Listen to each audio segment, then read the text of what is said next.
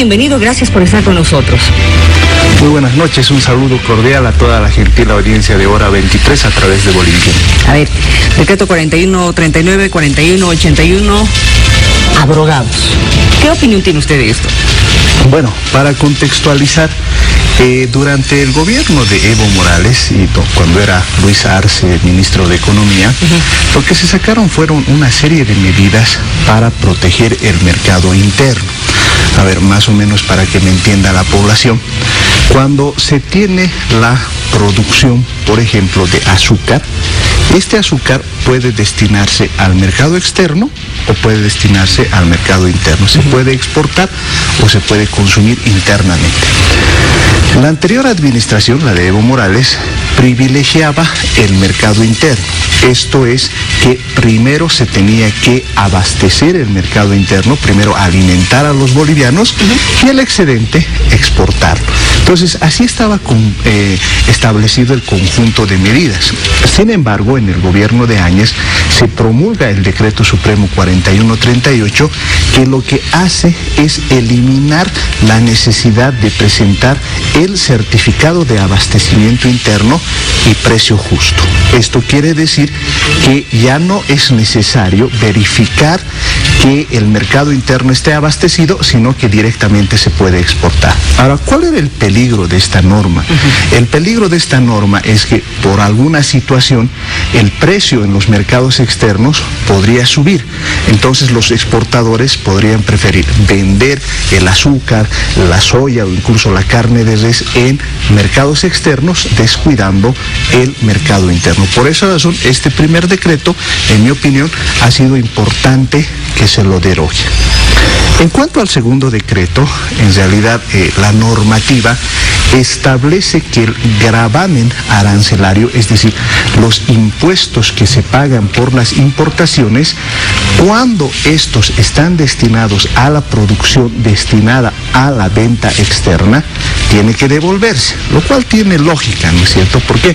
Porque estamos importando algunas cosas para luego reexportarlas. Sin embargo, lo que este decreto hacía era saltarse varios pasos, privilegiar a algunas empresas sin tener un efecto directo sobre las exportaciones, pero sí hacía caer las recaudaciones de la aduana nacional. Por esa razón, en mi criterio, ambas normas están bien encaminadas, porque está bien, hay que exportar, pero siempre cuidando el mercado interno.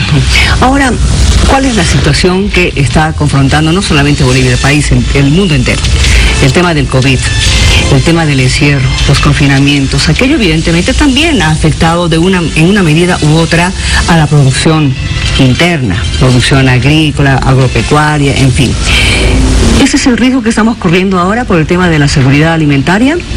Porque ya lo habían advertido, ¿no?, algunos organismos internacionales, la próxima pandemia va a ser por el hambre. Bueno, la ventaja que se tiene en Bolivia es que hay una buena base productiva, ¿no?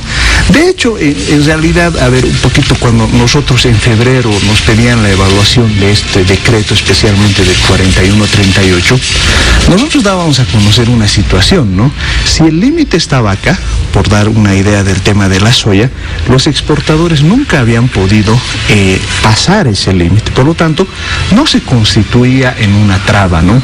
Ahora, evidentemente, los científicos internacionales indican que tenemos el tema de la crisis del COVID, tenemos una crisis climática y posiblemente tengamos una crisis alimentaria. Entonces, ahí, ¿qué están haciendo todos los países?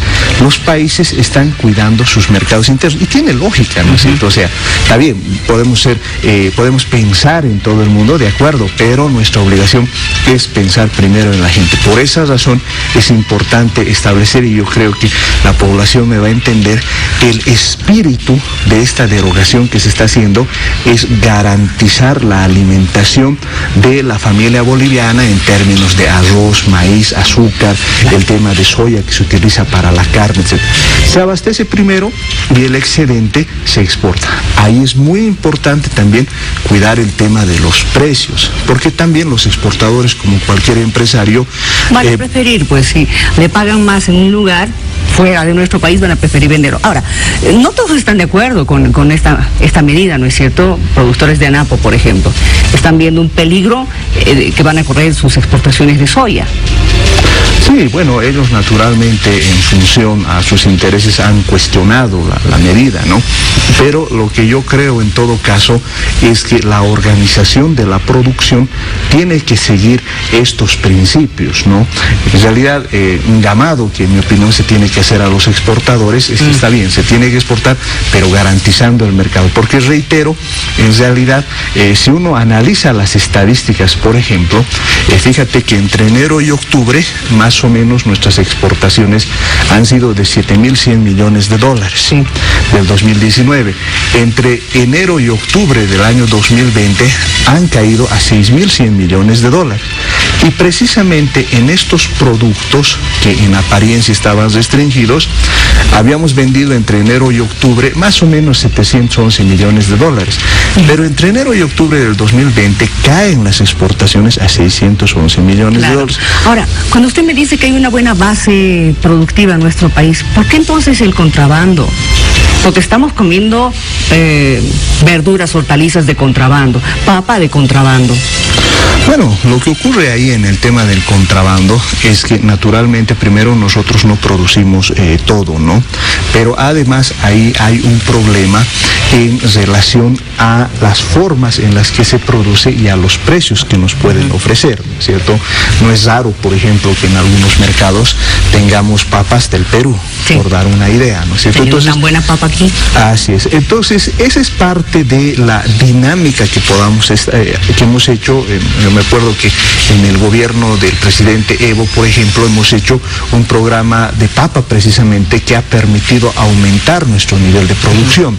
En el caso de trigo, por ejemplo, nosotros abastecemos más o menos el 50% del mercado boliviano. Sí. Ahora, lógicamente, este tema del contrabando se lo tiene que combatir, se tienen que establecer una serie de medidas de control, pero también las medidas económicas tienen que tratar de hacer que el mercado interno se fortalezca.